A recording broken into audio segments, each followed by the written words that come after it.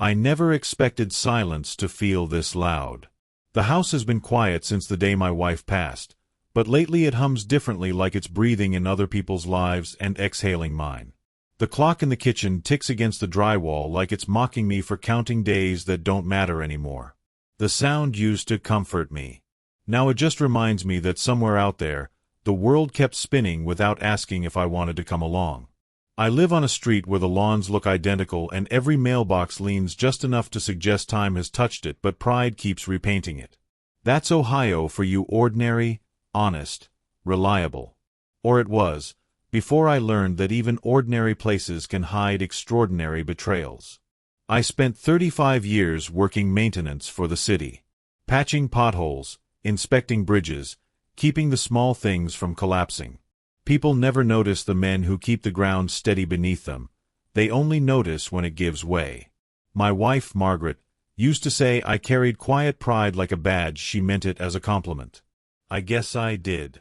When she got sick, I turned that pride into patience. Doctor appointments. Chemotherapy. The endless lists that come when you're fighting something you can't touch. I thought after losing her, nothing could really surprise me again. Then came Lauren. My only daughter. The one with Margaret's eyes and my stubborn chin. The one who used to build forts in the living room out of couch cushions and swear she'd never leave her old man. She grew up right here, in this house with the creaky porch and the smell of sawdust that never really left my clothes. I used to tuck her in with stories about castles and queens, and she'd always ask, "But where's the dad in the story, Dad?" I'd tell her the same thing. He's the one keeping the lights on in the castle. Maybe that's where I went wrong. Maybe I taught her the castle didn't need to know his name. Lauren went to college in Cleveland. I worked extra shifts, fixed fences for neighbors, and even sold my vintage truck to pay for her tuition. Every bill I sent off felt like an offering, proof that sacrifice could build a future. She called every Sunday, just like her mother made her promise before she passed. But after graduation, the calls got shorter. Then less frequent. Then only when something broke: her car, her laptop, her heart. And every time, I was there. So when she met Ethan, I tried to be happy for her. He worked in finance, nice suit, firm handshake, polite smile that didn't reach his eyes. The kind of man who talks like every sentence has an ROI. I told myself that's just how young people are now, focused, practical. But when I saw the way he looked at my house, at the tools on my wall, at the life I'd built, I caught something else: embarrassment. Not his, but hers. She laughed differently around him. Softer, more calculated. When she brought him to dinner, she'd correct my stories mid-sentence, like polishing a rough edge before he could judge it. "Dad's old-fashioned," she'd say. "He doesn't really get the modern world." And I'd smile. Because that's what fathers do when the world starts editing them out of their own stories. Months passed. The wedding talk began casual at first. "Maybe next year," she said once over coffee. Then, "We're thinking something small." I offered to help. I told her I'd saved a little, enough to give her the ceremony her mother would have wanted. She said we'd talk about it later. We never did. The last real conversation we had was in spring. She came by on a Sunday, said she was busy but wanted to check in. She looked tired, distracted, like she was halfway out the door before she even stepped inside. I remember she hugged me quick and said, "Dad, you've done enough for me. It's time I handle my own life." That line stayed lodged in my chest long after the door closed. 2 weeks later, I found out through Facebook. A picture scrolled across my feed: Lauren in white lace, sunlight cutting through a canopy of roses, Ethan holding her hand like he'd earned the right to rewrite our family's story. The caption read, "Forever began today." No invitation. No phone call. No mention. Just a photograph, tagged by someone from town who thought I'd already been there. I stared at that screen until my eyes watered, wondering if maybe there'd been some mistake. But there wasn't. The location tag said it Awesome Vineyard up near Lake Erie. A place that looked expensive, curated, Not a trace of dirt under anyone's nails. I didn't even know what hurt more, the fact that she'd married without me, or that she'd erased me so neatly it looked intentional. For a long time, I just sat there at the kitchen table. The hum of the refrigerator filled the silence. The late afternoon sun cut through the blinds, making the dust glow in midair like the ghosts of every word I'd never said. It's funny how fast a man can age in a single moment. I'd gone from dad to nobody before the coffee even went cold. Neighbors must have noticed me less after that. I stopped mowing every weekend. The grass grew taller than it should have, but I didn't care. I used to fix everything I saw broken. Now I just watched things fall apart. Then one afternoon, a white SUV pulled into my driveway. Ethan stepped out wearing that same pressed confidence, holding a clipboard. He smiled the way a banker does when he's about to foreclose on your memory. "Mr. Willis," he said. He'd never called me Dad. "Lauren and I were talking, and, well, this house, it's a lot for you to manage alone. We thought maybe you'd like to downsize. There's a nice senior community opening up in Parma Heights." I just stared at him, trying to hear if my daughter's voice was somewhere behind the suggestion. But she stayed in the car. Windows tinted, engine running. He went on. "We could take care of everything: paperwork, moving, even listing the property. You'd be closer to hospitals, groceries, all that." It was rehearsed. Clean. Like he'd practiced it in the mirror.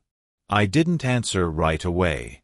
I just looked past him at the house, Margaret's rose bushes by the porch, the swing Lauren used to sit on with her dolls, the oak tree that had stood longer than our marriage.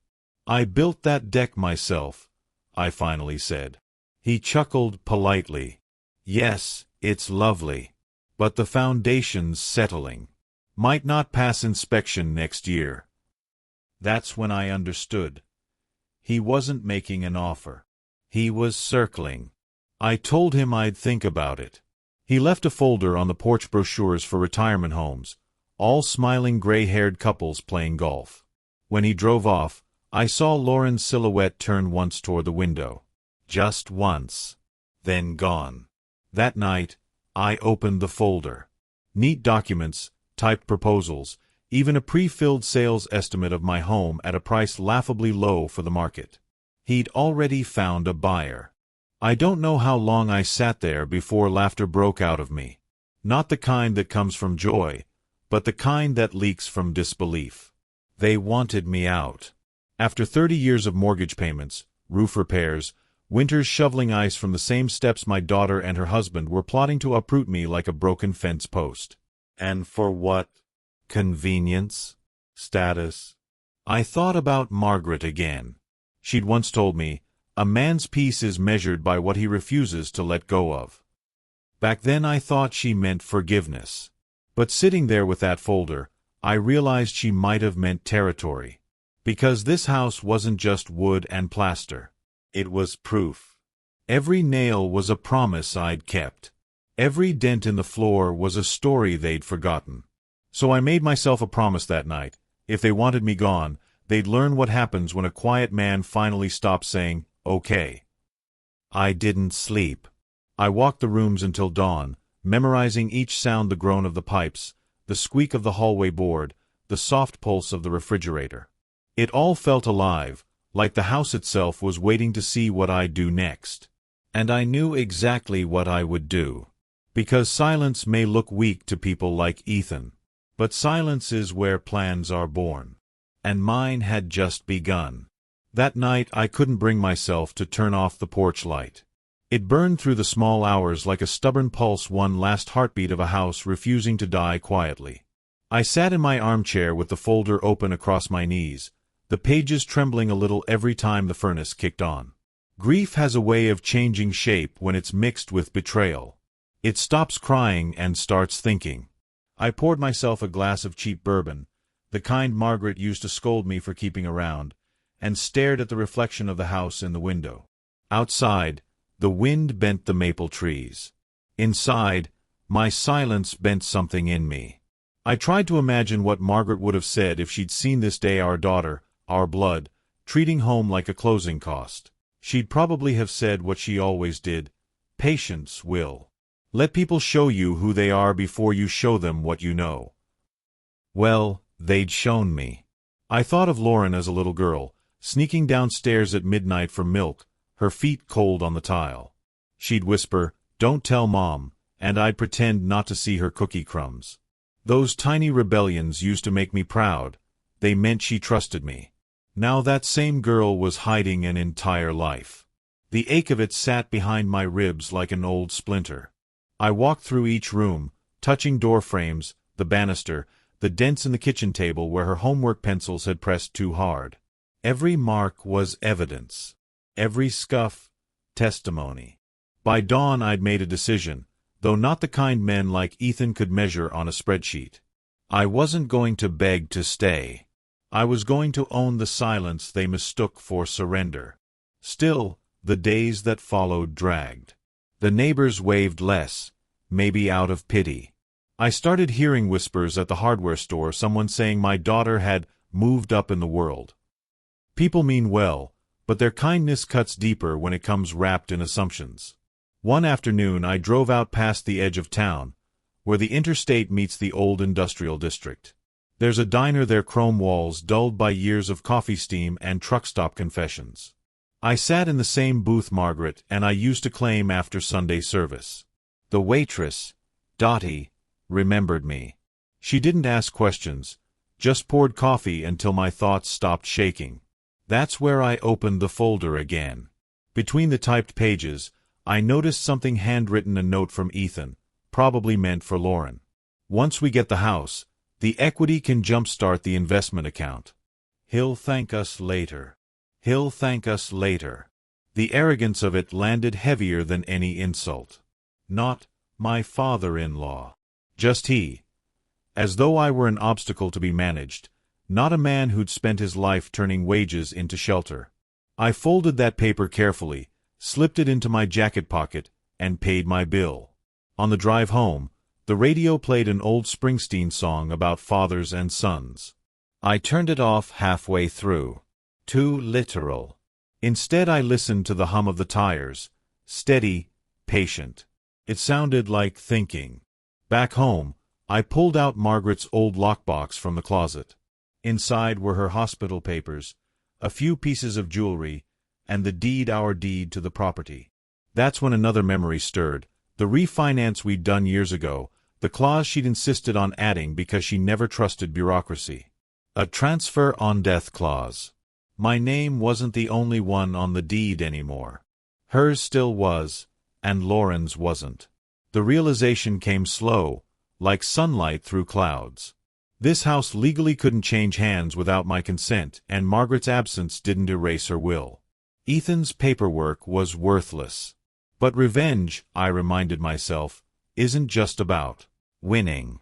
It's about understanding the cost of being underestimated. I didn't plan fireworks. I planned patience. I started cleaning again, but with purpose. Fixed the gutters. Repainted the porch. Repaired the deck Ethan had mocked. Let them think I was preparing to sell. Let the gossip run. Meanwhile, I visited City Hall on my lunch breaks, same building where I'd spent half my life. The clerk still remembered me. She processed the title review without asking too much. When she handed me the certified copy, I could feel the story beginning to tilt in my favor. A quiet man learns early that paperwork is sharper than any blade. At night I wrote a letter to Lauren, not out of bitterness, but clarity. I told her about the day she was born, about the way her mother cried when she first heard her heartbeat. I reminded her that everything we owned was built on hours she never saw. And I ended it with a single line. The castle still knows who keeps its lights on. I didn't mail it. Not yet. Because before a lesson can be taught, the stage must be set. The stage, in my case, was a modest 2-story home on Mapleview Lane worth far more than the price Ethan thought he could steal it for. I called an old friend from the City Works department, asked him to appraise the property quietly. When he came by, he whistled low and said, "You could get double what folks think, easy." I smiled for the first time in months. That's the plan. But I wasn't selling to Ethan. I was selling the idea of selling to everyone who would talk loud enough for it to reach him. The trap was patience disguised as resignation. I let him believe I was tired, ready to downsize. I let him taste victory early because men like him always choke on what they swallow too soon. And as summer thickened the air with humidity and rumor, I sat on the porch every evening, bourbon glass sweating in my hand, waiting for the perfect moment to turn their plan inside out. It was coming. I could feel it in the quiet rhythm of the crickets, in the way the mailbox creaked when the wind shifted east. Silence was no longer the absence of sound. It was the sound of justice rehearsing its lines. People think breaking points are loud. They imagine shouting, a slammed door, a plate shattering against tile. Mine arrived like frost on a windshield. Quiet, thin, inevitable. You don't hear frost forming. You only notice the way it makes vision deliberate. I didn't rage. I wrote a list. The first item was simple. Name the battlefield. Not the living room, not the family group chat, not the funeral parlor where they first learned to lower their voices and raise their ambitions. The battlefield would be paper. Paper that talks to judges, bankers, county offices, payroll systems, and title companies. Paper that doesn't yell, it just binds. Item 2. Inventory trust. Not the kind you feel. The kind they sign. I started with keys. Not keys to doors, keys to systems. Over 35 years with the city taught me that every machine has a bypass. I found mine in plain sight. Password resets on platforms they never bothered to learn, because in their heads the system ran itself, and in practice I had become the system. The municipal contractor portal. The equipment lease manager. The document cabinet labeled temporary. The word temporary does more harm than good. People treat permanent things like they're temporary and temporary things like they're forever. They forget temp files can hold the only version anyone bothered to save. I didn't change anything that would create alarms. I changed what would create certainty. The third item on the list read, open the doors they never thought were doors. That meant quiet conversations at odd hours with people who live inside fine print. The sort of people who know how a clause breathes. My attorney, who also used to be my neighbor, understood my tempo. He'd seen me mend a fence meticulously, staple by staple, plumb line true, while other men argued about football rosters. When I told him I wasn't interested in humiliating anyone, just in restoring the math of the universe, he nodded once and began taking notes. We met in his back office after sunset. No conference table, just a battered oak desk, a green banker's lamp with a chain pull, and a habit of silence that did most of the work. He slid a legal pad toward me and said, tell me where the bodies are buried. I said, there aren't any bodies. Only receipts. I laid out how the company had shifted from gratitude to entitlement, from conversation to directives, from thank you to we'll take it from here. I explained the side accounts, the way petty cash becomes not so petty when it stops circulating through oversight and begins evaporating into operational discretion. I brought copies. He brought statute numbers. We built a map. Dates, amounts, signatures, initials. Not accusations, correlations. You don't accuse when you're aiming for inevitability. You assemble. The fourth item on my list was a single phrase, fix the calendar. Men lose wars because they fight on dates the ground refuses. I picked days with gravity. County offices are understaffed on Fridays after 3. Banks answer phones faster at 9:05 than at 10:30. City procurement rotates reviewers every other Wednesday. Anything submitted at 4:42 p.m. can sit until Monday, which is perfect if you don't want attention. I set my filing schedule like a carpenter sets shims. Paper, pressure, patience. Never force, just wait. I requested audits with a tone that sounded helpful. We thought it might be wise to confirm vendor alignment after the software upgrade. Could we reconcile the Q2 depreciation schedule against last year's methodology? Words like reconcile and alignment taste like mint to bureaucracies. They open mouths. When the requests landed, they didn't land loudly. They landed everywhere. Small stones on a frozen lake. The cracks are invisible at first. You only hear the distant knock. The fifth item, numbers that hurt without blood. Payroll. Insurance riders. Equipment leases. The company's image had gotten shinier since the new era, more glass conference rooms, more acrylic awards that smell like a dentist's waiting room. That kind of shine is costly. So I asked the leaseholders for clarification addenda. No changes, just formalizing Amendment 2 into the master contract. Clarifying is a word men use when they're about to remove someone's shadow from a doorway. Clarifying meant every future obligation would reference the original guarantor of record. That was not the men who mocked me for being old school. That was me. Years ago, when credit lines were thin as spider silk and vendors only trusted a handshake if it was mine, I signed. Now the paperwork would remember. If a boardroom tried to optimize legacy commitments, the contracts would shrug and say, I don't speak optimization. The sixth item, silence drills. If you cannot trust yourself to keep quiet while they perform their certainty, you are not ready for justice. I practiced non-answers. Let me check on that. I'll circle back with the paperwork. That's one way to look at it.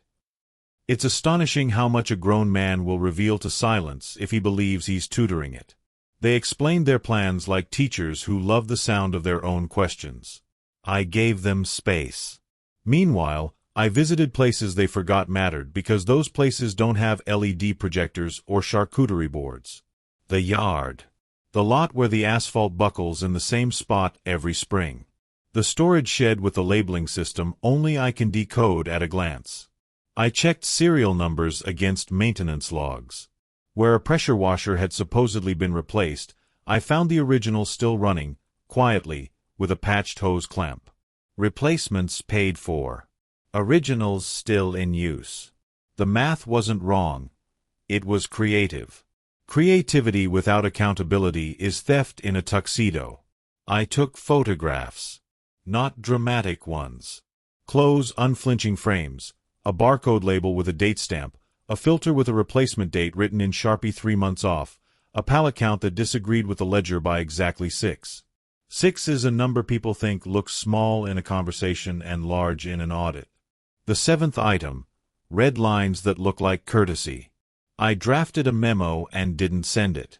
I shared it from a drafts folder during a meeting, the way people do when they want to look collaborative. This is just a starting point, I said, smiling with my eyebrows instead of my mouth. The memo spelled out a procurement policy the company already claimed to follow. I used their mission statement as a preamble.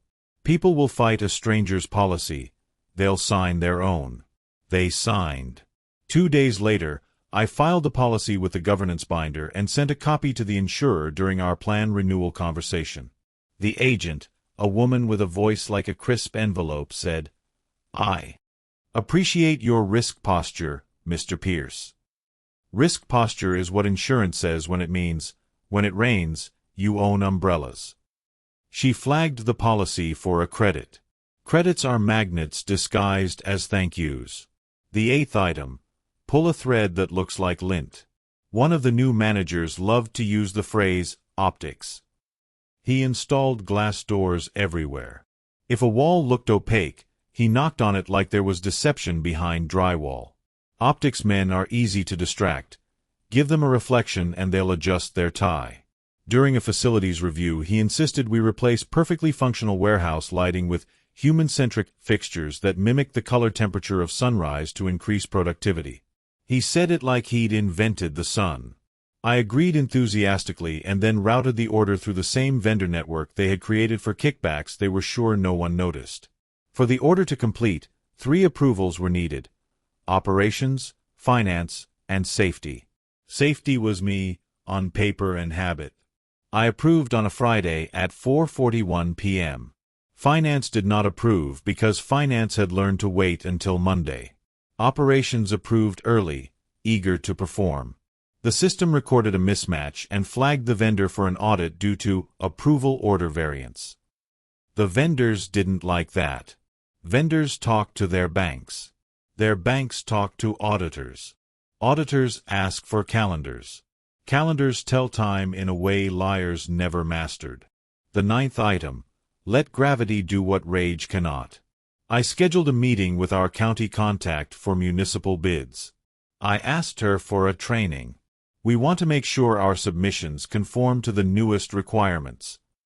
It's amazing what the word training unlocks in government offices. People are tired of being complained at. They don't tire of being asked to teach. She was happy to walk us through it. On the 3rd slide, she mentioned a new requirement. Any contractor with current litigation or unresolved audit inquiries would be temporarily ineligible for bid consideration. It wasn't new to me. I'd read it 3 weeks earlier in a PDF on a public website they had never thought to check. The slide just read like a weather forecast to everyone else. Abstract, advisory. To me, it was a clock. We finished the training. Everyone smiled. Then the email arrived politely worded, sober fonts asking for clarification on certain invoices tied to the Human-Centric Lighting Initiative. The subject line contained no exclamation points. It contained the word notice. The 10th item, prepare the rooms where the shouting will not help them. Boardrooms are designed by men who believe tables make them taller. Chairs heavy enough to injure your pride if you can't slide them back gracefully. Water in glass bottles to remind everyone we agree on the existence of thirst. I booked the largest one for a quarterly resilience review. People came with swagger and left with pens they'd forgotten to cap. I opened with thanks. I always do. Not to flatter, because gratitude is a solvent. It loosens the glue of their certainty. Then I handed out packets arranged with a patience only grief could teach. In each packet, the signed procurement policy, the insurer's note about our risk credit, the county's training slide deck, printed, with a yellow sticky flag on slide 3, a photo of a barcode with a date stamp, a maintenance log, an email thread with the subject line, notice. No accusations, only nouns. They tried to bluster. A man half my age insisted he had already addressed the optics, and that the vendor side was contained. I asked him to read the 2nd paragraph of the notice aloud. He did. His throat did the smallest thing human throats do when they realize air is not easy right now. An almost swallow. He asked if this was about legacy processes. I said, this is about paperwork remembering. Silence did the rest. After the meeting, I didn't gloat. I walked the perimeter of the building like I had 100 times. Asphalt joints. Dumpster locks. Fire lane paint. You can tell when a place is honest by how it keeps the parts no one photographs. The dumpster lock was upgraded recently, but the work order said it had been done last year. I took a picture without thinking about it and then laughed softly at myself. Old habits. Evidence keeps me calmer than anger ever did. The 11th item. Contingency that looks like kindness. I arranged severance packages not to be generous, but to be surgical. A clean exit is cheaper than a messy trial. My lawyer drew them up with non-admission language as bland as boiled rice. If they signed, they'd leave with dignity and enough money to tell themselves a story about new opportunities. If they refused, well, auditors appreciate complete narratives. I timed the offers with a calendar nobody saw but me. The county's bid submission window opened in 12 days. The audit notice requested documents within 10. People who are scrambling cannot meet 2 clocks. They have to choose which fire they prefer not to smell like. I chose for them by making dignity the path of least resistance. 2 accepted immediately. 1 demanded a board vote. The board chair, a woman with a backbone quietly forged in the heat of raising 2 sons by herself and reading every document twice, asked me to walk her through the timeline one more time. I did. When we finished, she said, "We're voting now." The vote wasn't loud. The tally landed like frost again, thin and inevitable. The 12th item, rekey the doors without touching a lock. Titles. I changed titles. Not to make anyone feel small, to make authority match responsibility. Operations Director became Yard Superintendent. Finance Lead became Controller, which is not a demotion if you know what a controller does. The new titles snapped into place like a level finds its bubble. People exhaled in ways they didn't know they'd been holding breath. The right names on the right roles makes hallways feel safer. Called the county office to confirm our bid status. Our contact sounded relieved, like someone who finally trusts what the thermometer says. Your file is clean, she said. Clean is a better word than cleared. Cleared means someone argued. Clean means the paper told the truth by itself. Item 13. Close the loops. Remember the young men who loved optics? They had something else they loved. Speed. Speed is the spouse of sloppiness. I traced one of their pet projects, a mobile command van they bought to impress a client through expense codes. The van existed. The use case did not. It sat under a carport looking like it belonged to a band no one had heard of. I listed it for sale at market value. Not a penny more. Not a penny less. The buyer drove it off the lot in the rain. I watched through the pain and felt absolutely nothing but the satisfaction of seeing a line return to zero. I redirected the proceeds into a fund labeled Equipment Renewal Reserve. It didn't sing. It hummed. Humming is better. A company that hums can sleep at night. By the time the audit wrapped, there were no villains left to perform. There were only numbers, and numbers are shy creatures. They appear when the shouting stops. News travels strangely in suburbs. It hits mailboxes before it hits mouths. The men who mocked my old ways didn't come to apologize. Men like that don't apologize, they relocate their justification to a new address. That's fine. My purpose wasn't confession. It was correction. On a Monday, the bank officer called to confirm the release of a lien I had placed on a set of tools years ago when we purchased them on a shaky line of credit. Back then, I'd promised the vendor, if anything goes sideways, I'll personally ensure you're paid. He remembered. He had marked my account with a note, responsive, reliable. 2 words that look humble on a screen and lay down like a highway in a crisis. Everything squared? He asked. Everything upright, I said. That night, I took the long way home through streets that mistake themselves for gentle.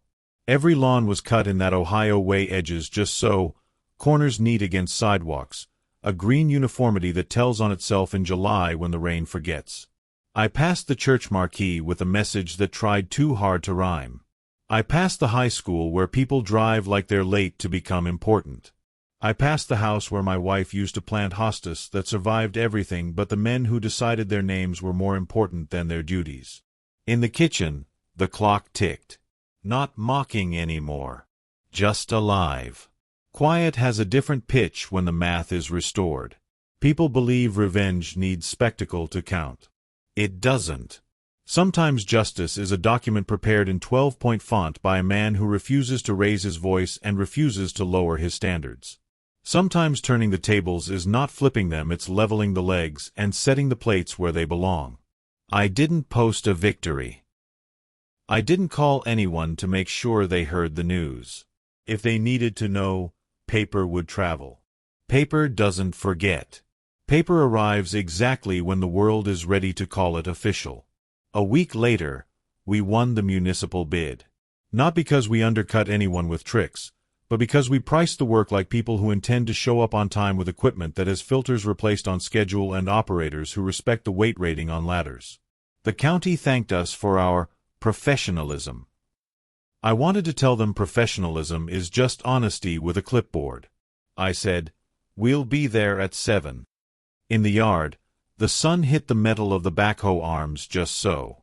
They gleamed the way tools gleam when they have a future.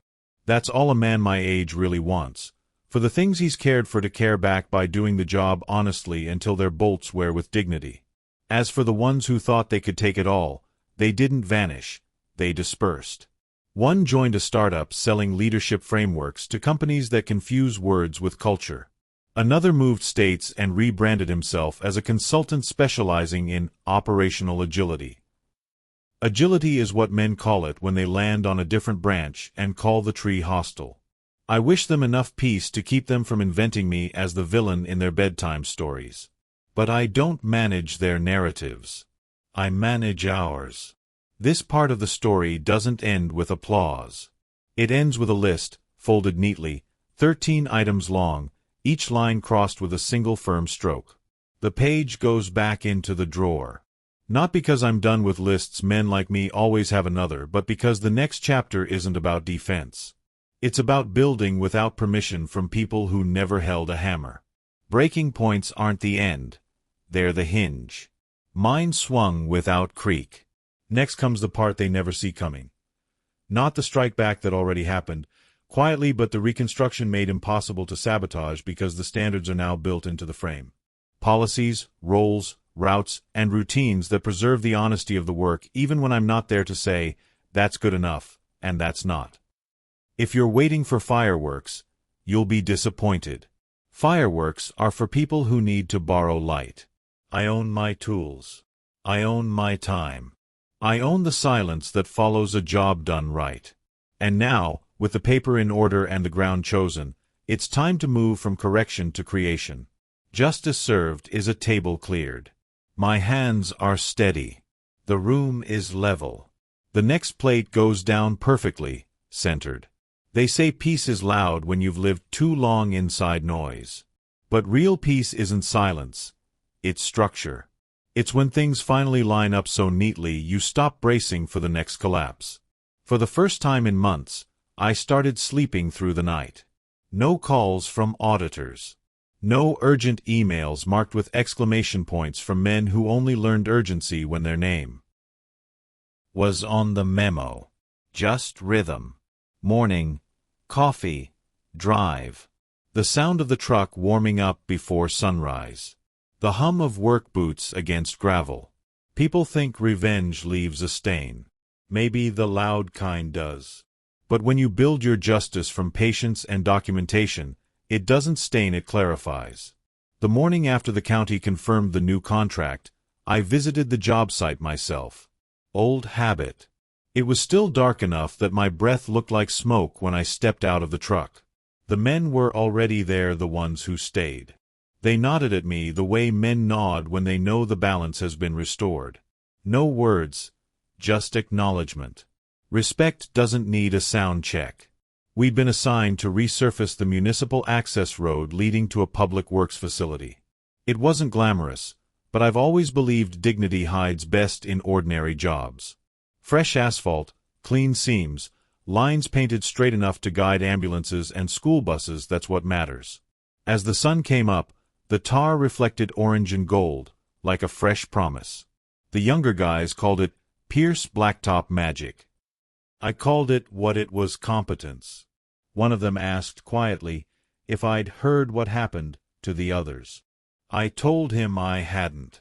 He told me anyway. Apparently, the two who left with severance tried to start a new venture together. Paper-thin funding, big talk. They pitched the same county office we'd just won over. The same woman who'd once walked us through the training slides shook their hands, smiled politely, and said the file would be under review. Under review is bureaucratic for not a chance. The third man, the one who insisted on optics, had gone into consulting, but word traveled fast that a certain audit situation still followed his name in quiet conversations. You can't scrub the smell of shortcuts once it's on you. I didn't laugh. There's nothing funny about men learning lessons the hard way. I simply nodded and told my crew to pour the next line straight and true. At lunch, I ate alone in the cab of the truck, the way I always have. Sandwich, thermos, ledger open. I've never liked cafeterias. Too much performance in the way people chew when they want to be seen as confident. I reviewed numbers the way a man checks fences, not out of distrust, but duty. Everything balanced. No discrepancies. No ghosts in the ledger. It's strange how good honesty feels once you've reacquainted yourself with it. I flipped to the back of the book and found a scrap of paper tucked there, the original list. 13 items. Crossed out in the same blue ink I'd used the night I wrote it. Every line still steady. Underneath the last stroke, I'd added one more line in pencil. Don't let bitterness become the next project. I smiled.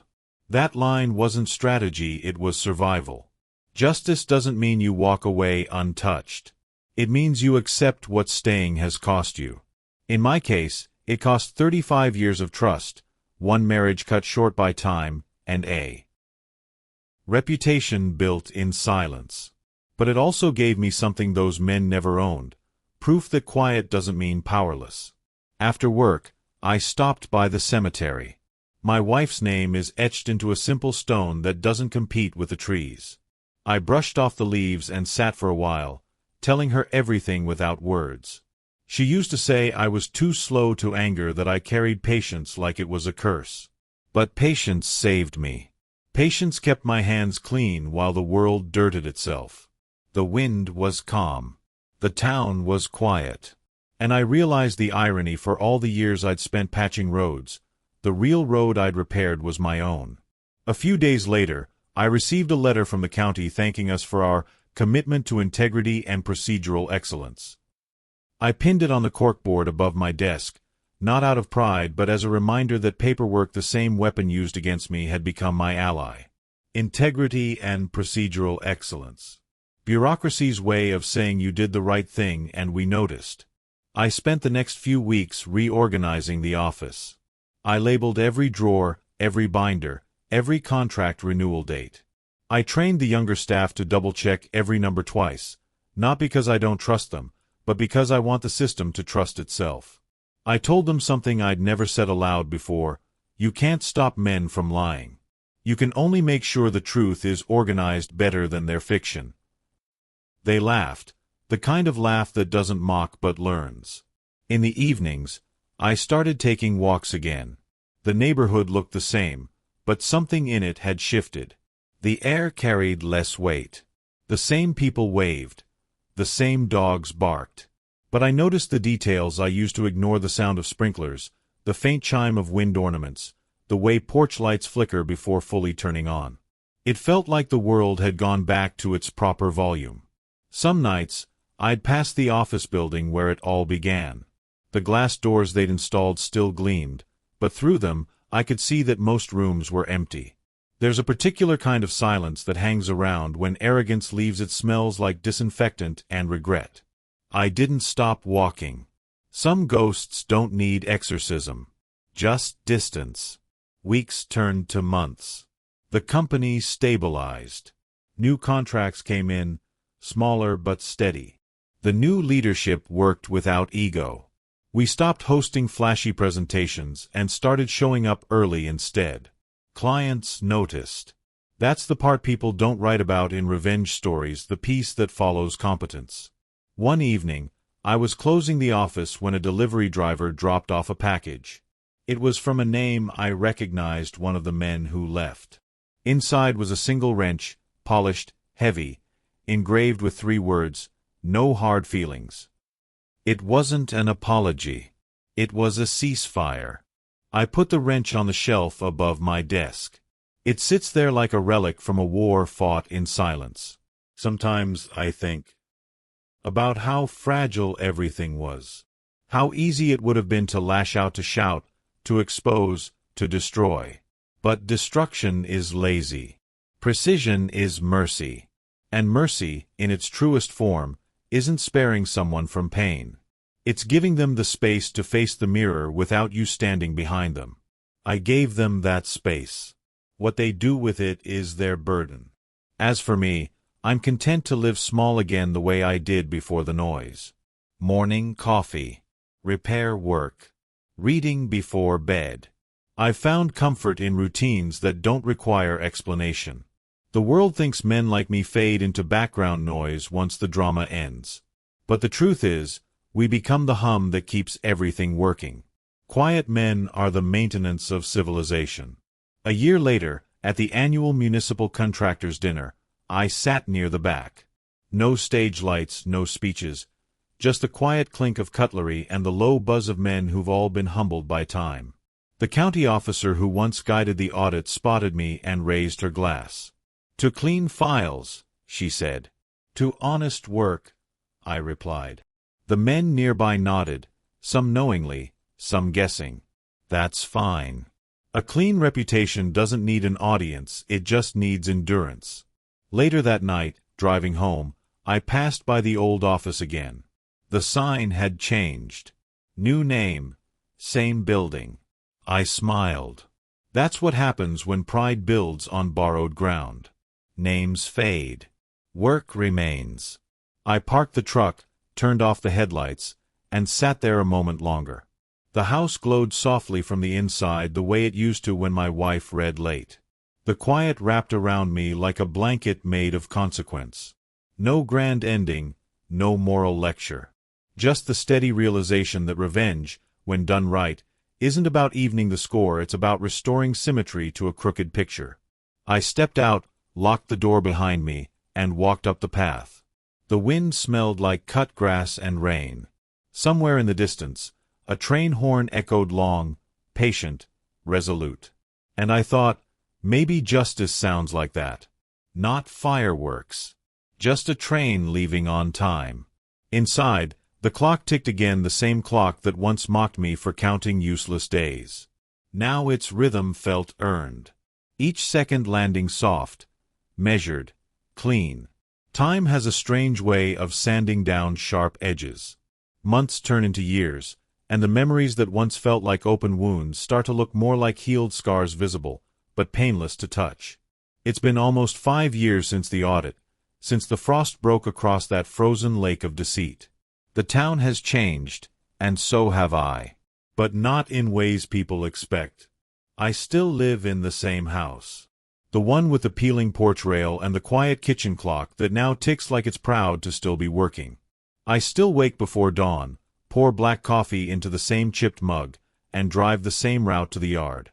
The difference is, I no longer drive with the weight of betrayal pressing against the steering wheel. I drive because the morning still deserves to be met.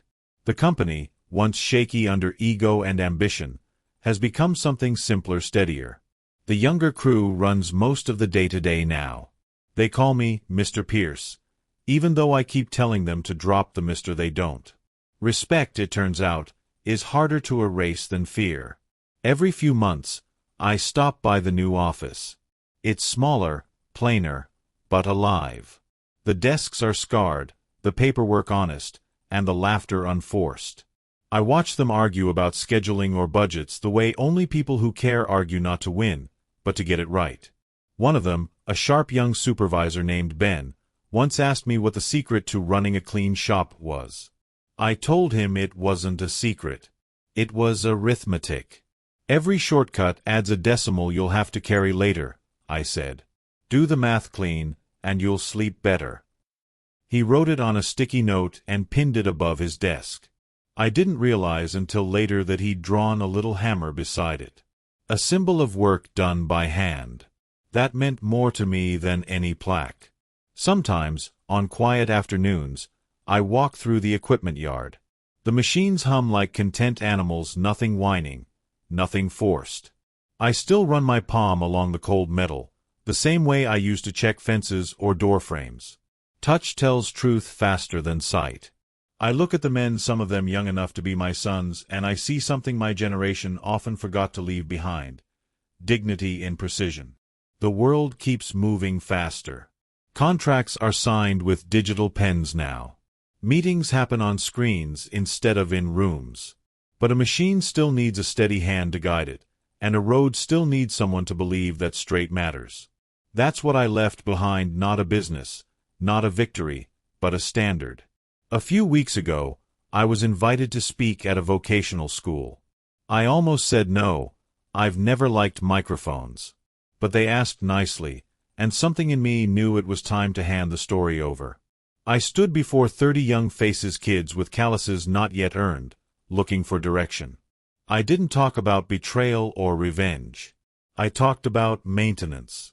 Life, I said, isn't about avoiding cracks. It's about noticing them early and fixing them before they spread. They nodded, polite but unsure. So I told them about the list. The 13 items. The patience behind each. And how every act of quiet justice begins the same way, not with anger, but with clarity. When I finished, one of them asked what happened to the men who betrayed me. I told him the truth. They built something else, I said. Maybe better, maybe worse. Doesn't matter. The world needs both builders and warnings. Afterward, a young woman came up to me and said, "My dad's like you. He keeps everything in order, even when no one's watching." That line followed me home. Even when no one's watching. That's the real measure of a man. Not how loud he wins, but how quietly he keeps things upright. I don't tell this story often. Most people wouldn't believe that justice can be quiet.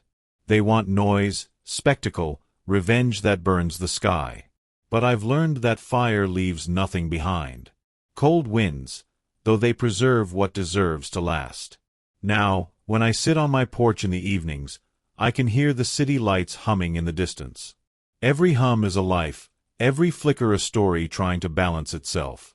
Sometimes, I still think about my wife, about how she used to believe that calm men carry storms inside them. She was right. The difference is, I learned how to aim mine. Last winter, the county invited me to a small recognition ceremony for long-standing service and ethical leadership. I almost didn't go, but a letter from Ben convinced me. He wrote, "You showed us that integrity doesn't age." At the ceremony, they handed me a plaque. Walnut base, brass plate, my name etched clean. I shook hands, nodded through applause, and afterwards slipped out before dessert. Recognition feels better when it's brief. Driving home through light snow, I realized I wasn't thinking about them, the men who tried to take everything. I was thinking about my crew. About the work left to do. About the weight of small things done right. The snow on the windshield melted evenly. That's how I knew the defroster worked. That's how I knew balance was real again. I still keep the wrench, the one engraved "No Hard Feelings." It sits next to my wife's photo on the shelf. Sometimes I pick it up, turn it in my hand, and feel its perfect weight. It reminds me that not every battle needs scars to prove it was won. Some victories are maintenance, subtle, consistent, indestructible. If I've learned anything from all this, it's that revenge, when stripped of ego, becomes order. And order, when done right, becomes peace. I don't want monuments or headlines. I just want the men who work after me to keep their paperwork honest and their tools clean. Because one day, someone will inherit what we've built, and the only proof we'll have of doing it right is that they won't need to fix it. So if you ever find yourself betrayed, don't look for fireworks. Don't beg for apology. Sit down, make a list, and let patience become your weapon. The world doesn't notice quiet men. But quiet men are the reason it doesn't fall apart. And as long as I'm breathing, I'll keep fixing the cracks before they spread, not for glory, but for symmetry. Because somewhere between justice and forgiveness, there's a space only cold hands and clean paper can reach. That's where I live now. And it's enough.